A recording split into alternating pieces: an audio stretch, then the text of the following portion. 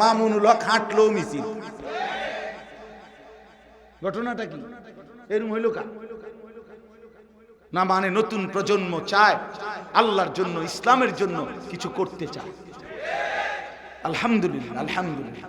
আজকে হুজুর আমার কুমিল্লা ইউনিভার্সিটির ছাত্ররা, সরাসরি ইউনিভার্সিটির ছাত্ররা দাওয়াত দিছে আগামী 7 তারিখ ডিসেম্বর দুপুরবেলা তাদের ইউনিভার্সিটির ছাত্রদের প্রোগ্রাম।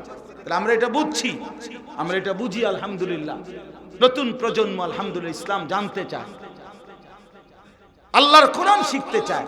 এজন্য এই বিদআত, খুরাফাত, এই কুফর, শিরিক, এই নাস্তিকতা ইনশাআল্লাহ বাংলাদেশের জমিনে থাকবে না ইনশাআল্লাহ।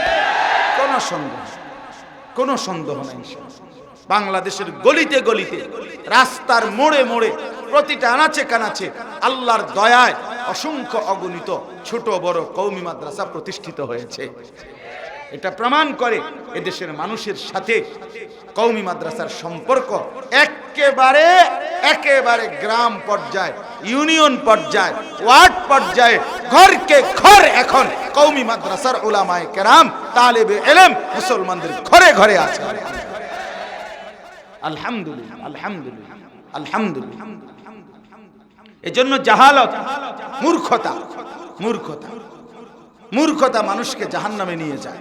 কোরআন সুন্নাহর জ্ঞান না জানে, 60 বছর বয়স, আল্লাহর কোরআন দেখে দেখেও পড়তে পারেন না, একটা সূরা শুদ্ধ পড়তে পারেন না, একটা দোয়া কালাম পড়তে পারেন না, তাব্বাত ইয়াদা কুল হুয়াল্লাহ সূরাটাও সুন্দর বলতে পারেন না, আত্তাহিয়াতু দোয়ায়ে কুনুত পড়তে পারেন না। আপনি বেহেশতে যাইবেন গা? বেহেশত আপনার মামুর বাড়ি? হ্যাঁ, বেহেশত আপনার চাচার শ্বশুর বাড়ি। আরবি ভাষার একটা গুরুত্বপূর্ণ মূলনীতি আছে যে নতিজা আরজালের তাবে হয়। এটা আপনি বুঝেন, ছেলেরা তোমরাও বোঝো ভাই। ফলাফল নিকৃষ্টতার অনুপাতে হয়। ভালো এবং মন্দ দুইটা একসাথে মিশে গেলে ফলাফল আসে মন্দটা। যেমন সহজ উদাহরণ, একটি পানির ট্যাঙ্কি 500 লিটারের, 500 লিটারের মনে করেন একটা গাজি ট্যাঙ্কি পানির, এখানে 499 লিটার মোটর দিয়া পবিত্র পানি পুরাইছে। 1 লিটার এটার সাথে পেশাব দিছে, এই মিট 500 লিটার। এখন হইলো কয় লিটার? 500 লিটার। তাহলে 499 লিটার পবিত্র পানি, 1 লিটার নাফাক পানি, পেশাব একত্র হওয়ার পরে এখন এই পানির হুকুম কি বলেন? সবাই বলে। তাইলে কি আসলো? ফলাফল আসলো কোনটা? মন্দটা। ভালো এবং মন্দ মিশার পরে ফলাফল আসছে কোনটা? এইটারে কয় নতিজা আরজালের তাবে হয়। ফলাফল নিকৃষ্টতার অনুপাতে হয়। এই জন্য আমি বলি, বুট আর ওয়াজ দুইটা যখন একসাথে কারো হয় তো ফলাফল আসবে বুট। বাদাম এবং ওয়াজ, ফলাফল আসবে বাদাম। জুরানি আর ওয়াজ, মানে ওয়াজও শুনছে, হ্যাঁ, কদ্দুর জুরাইছে, কদ্দুর ওয়াজ শুনছে, ফলাফল আসবে জুরানি। এটা গুরুত্বপূর্ণ, মনে রাখবেন। পরে জিজ্ঞাসা করবে, চাচা কি শুনলেন? বলেন, বলবে যে কথা তো সবই ভালো বলছে, কত কথাই তো কইছে, কোনটা কইতাম। আসলে কিচ্ছু মনে নাই, উনি কিছুই শুনে নাই, মনে নাই। এই জন্য বাপ গাফেল না হও, গাফেল না হও, গাফেল না হও। সবাই ইনশাআল্লাহ আল্লাহর কথার প্রতি আমার অনুরোধ, সব সময় মসজিদের জুমার বয়ান, মাহফিলের এই বয়ান, ওলামায়ে কেরামের ইসলাহি বয়ান যখনই শুনবেন তো পুরা দিল, কান, চোখ খাড়া করে ইন্না ফি যালিকা লাযিকরা লিমান কানা লাহু কলবুন আও আলকাস সামআ ওয়া হুয়া শাহীদ। আল্লাহ তাআলা বলেন, নিশ্চয়ই যে দিল, কান এবং শরীরে উপস্থিত থেকে আল্লাহর কথা শুনে আল্লাহর কোরআনের মধ্যে তার জন্য নসিহত, উপদেশ আছেই আছে, আছেই আছে। দিল খোলা, কান খোলা, চোখ খোলা, হ্যাঁ, এই 3 জিনিস যার একসাথে মনোযোগী আন্তরিকভাবে আছে তো আল্লাহর কোরআন তার জিন্দেগি বদলায়। গাফেল মানুষের পরিবর্তন হয় না। গাফলত অনেক বড় বরবাদি। তিনটা জিনিস মানুষকে জাহান্নামে নিয়ে যায়, গাফলত, জাহালত, দলালত। এক নাম্বার হচ্ছে গাফলতি, খামখেয়ালি।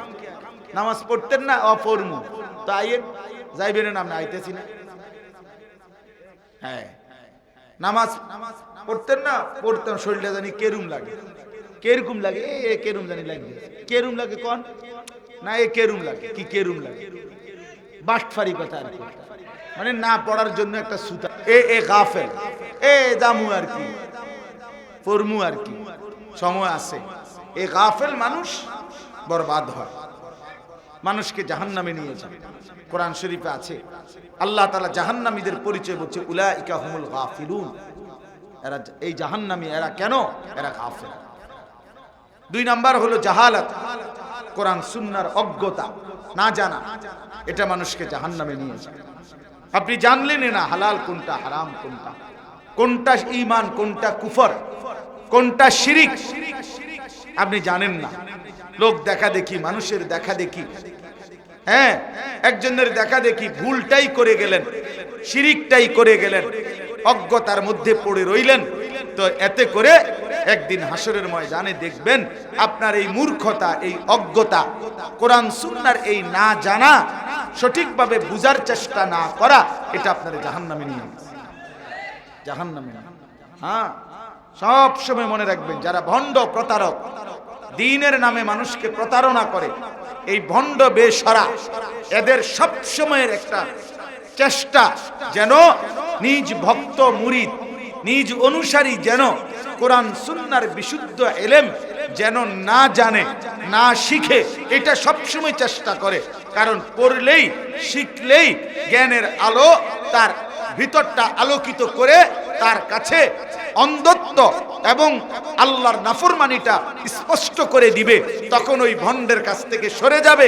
এই জন্য কোন প্রতারক, ভণ্ড চায় না নিজ অনুসারীরা জ্ঞানের আলোয় আলোকিত হোক।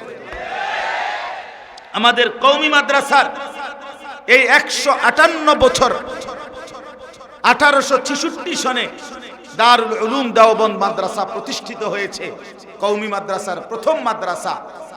আজকে 2024 সাল, এই 158 বছর ধরে মনে রাখবেন, এই ভারতীয় উপমহাদেশে কওমি মাদ্রাসার বিরোধিতার, এই আমাদেরকে ওয়াহাবি বলে, আমাদেরকে বিভিন্ন নবীজির ব্যাপার নিয়ে অনেক কিছু বলতে চায়। এই সবটার একটা মূল বিষয় হইল, কোনোভাবেই যেন সর্বশ্রেণীর মুসলমান ওলামায়ে উম্মত এই ওলামায়ে দেওবন্দের কাছে না আসে। কারণ আসলেই কোরআন সুন্নাহর ইলম শিখবে আর আলোকিত হবে, তখন এই ভণ্ডামি বন্ধ হয়ে যাবে। এটা একটা বড় কারণ, এটা একটা বড় কারণ। হ্যাঁ হ্যাঁ, এটাই প্রমাণিত। প্রতিনিয়ত মুসলমানের সন্তান হাফেজ হচ্ছে, আলেম হচ্ছে, আলহামদুলিল্লাহ। ভণ্ডামি, শিরিক, বিদআত প্রতিনিয়ত দুনিয়া থেকে, সমাজ থেকে কমেই যাচ্ছে, কমে যাচ্ছে, বেড়ে যাচ্ছে। আলহামদুলিল্লাহ, এমন রিপোর্ট তেমন একটা নাই, বরং কমে যাচ্ছে, প্রতিদিন কমে যাচ্ছে। আমাদের এই নতুন ছেলেরা, নতুন প্রজন্ম আর এই সমস্ত ডুলাডুলি, কুয়াকুই এটি শুনতে চায় না। হ্যাঁ, নতুন জেনারেশন আল্লাহর কথা শুনতে চায়, হকের কথা শুনতে চায়, উচ্চ কণ্ঠে ইসলামের জন্য জীবন কোরবানির কথা শুনতে চায়। এজন্য এক মামুনুল হক কোথাও দাঁড়াইলেই সেটা মিছিল হয়ে যায়, এমনি দাঁড়াইলেই হয়।